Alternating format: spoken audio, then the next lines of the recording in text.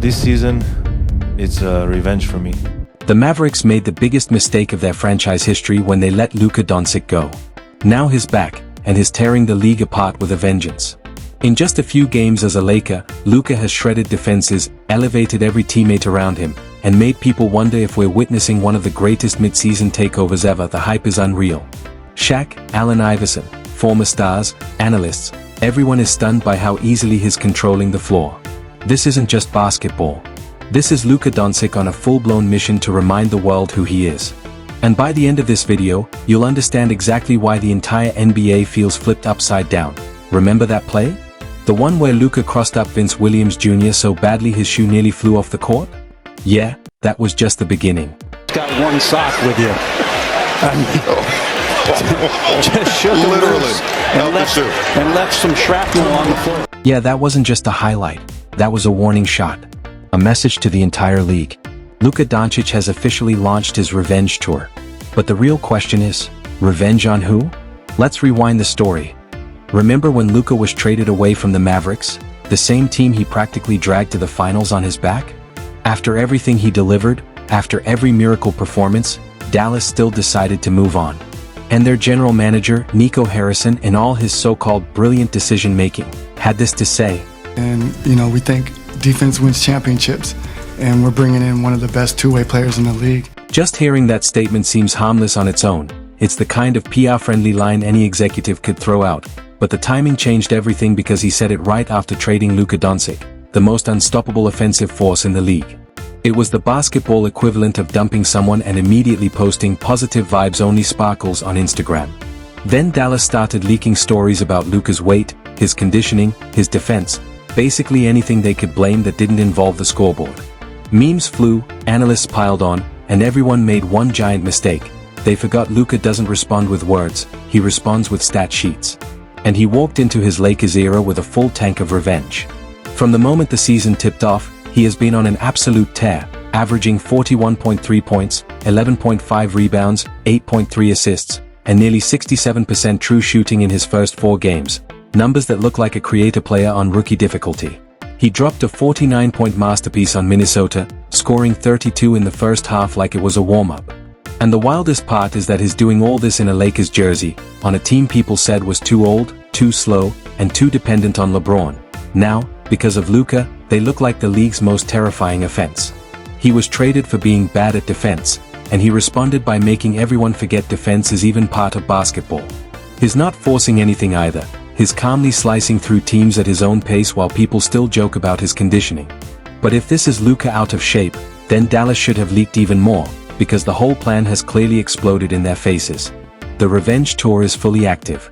Dallas wanted to build around the slogan "Defense wins championships," but instead they created a Luka-sized crater in their identity. Meanwhile, in Los Angeles, Luka has turned the Lakers into a smooth, terrifying offensive machine, and it's only been a few games. If this is him calm, imagine him actually angry. And the craziest part is that it all began because someone in Dallas clung to that one outdated line, "Defense wins championships." That single sentence reshaped the entire league. The fuse was lit on a random February afternoon when the Mavericks suddenly announced, Dallas Mavericks trade Luka Dončić to the Los Angeles Lakers, a headline so unbelievable that nobody accepted it for the first hour because how do you justify trading Luka? Dallas tried to spin it like some master plan, then came the leaks about his conditioning, defense, and attitude, as if the same franchise that once worshipped him suddenly decided he'd been the problem all along. This was the guy who carried them to the conference finals at 23, now turned into the scapegoat for every issue they couldn't fix. The league went crazy, talk shows exploded, and fans called it the dumbest move since the Nets convinced themselves 40-year-old Paul Pierce could save them. But Luka stayed silent. No tweets, no cryptic quotes, not even a sarcastic emoji. And when reporters finally asked how he felt about the trade, he simply smiled and said this. I'm just excited, to be here, to start this new journey, and obviously, at some point I knew this was going to... And if you really pay attention, that's not calm at all. It's controlled anger, the kind that sits just under the surface waiting to explode. Every basketball legend reaches that moment where frustration stops being emotion and becomes pure fuel. Jordan had his in '96, Kobe had his after the 2004 finals, and LeBron had his in 2016. And now, this is Luka's moment. The exact point where a superstar stops trying to prove people wrong and starts punishing them for ever doubting him.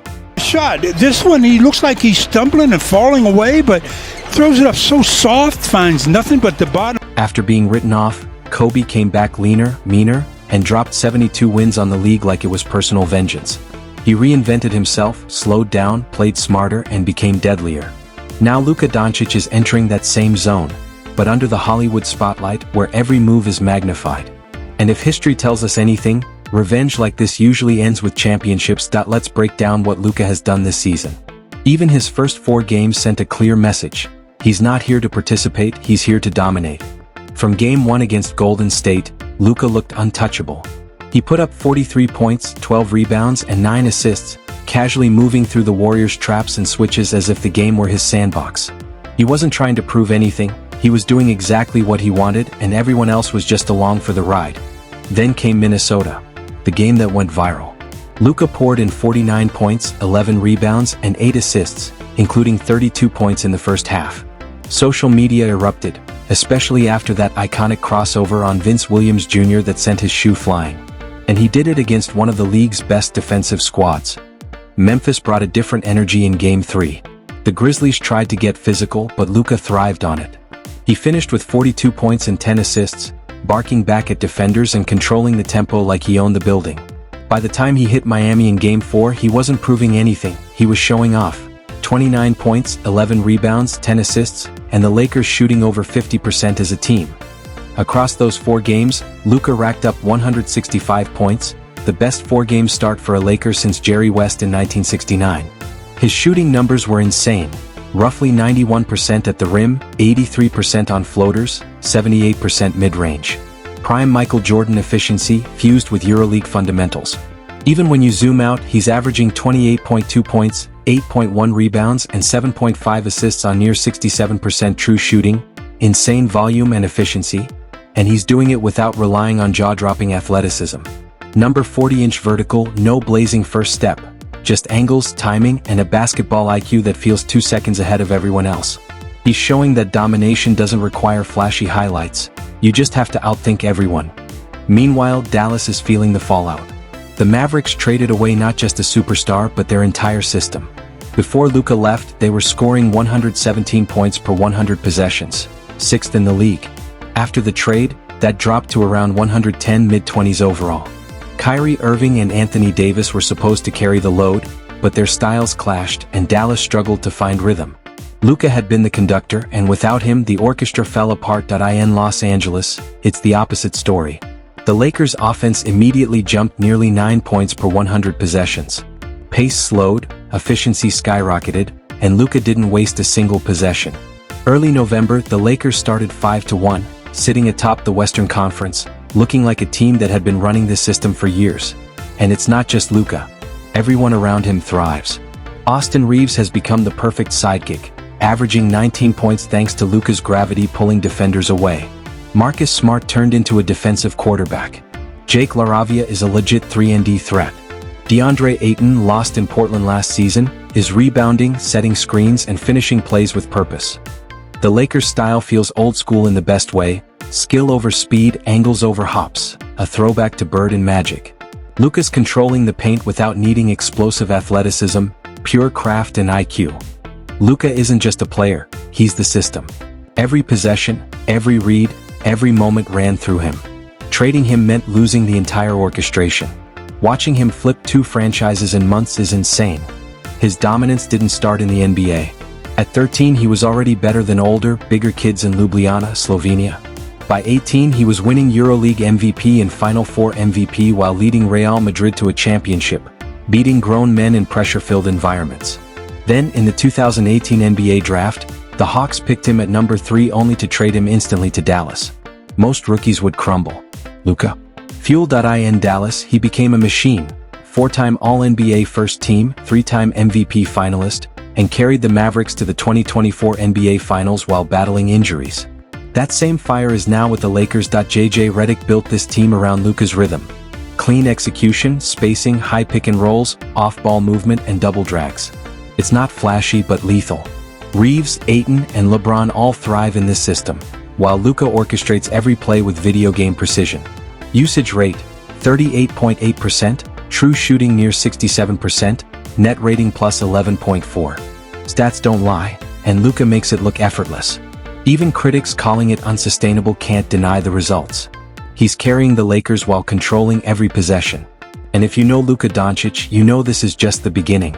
The same relentless, gritty energy that took Dallas to the finals last season is alive and well, and the league is feeling it.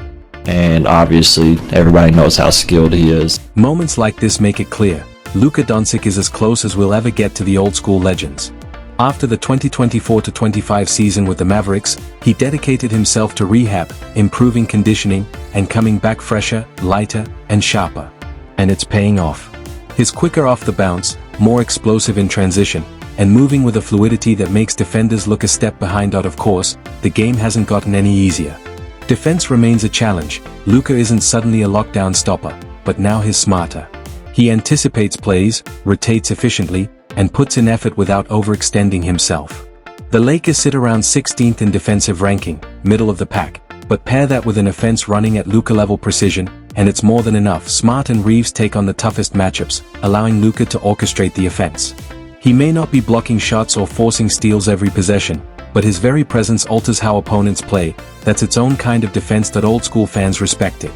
It's not laziness or shortcuts, it's intelligent, high-level basketball. Luka is carrying a massive offensive load while contributing strategically on defense. And it's not just fans noticing, his teammates are stunned too. Austin Reeves didn't hold back when talking about him. He said this. Play with Luka, greatest basketball IQ that I've ever seen. Then there's Marcus Smart, the guy who's been through it all, faced the league's best, and knows greatness when he sees it. Even he had to speak up, saying this. What player would you most like to coach in today's NBA? To coach in the NBA, you need one of the best players in the world. And it's not just the locker room buzz. Even before JJ Redick set foot on a Lakers practice floor, he was already envisioning Luka Dončić running the team. He openly said he'd take Luka over any player in the league, and it shows in every play.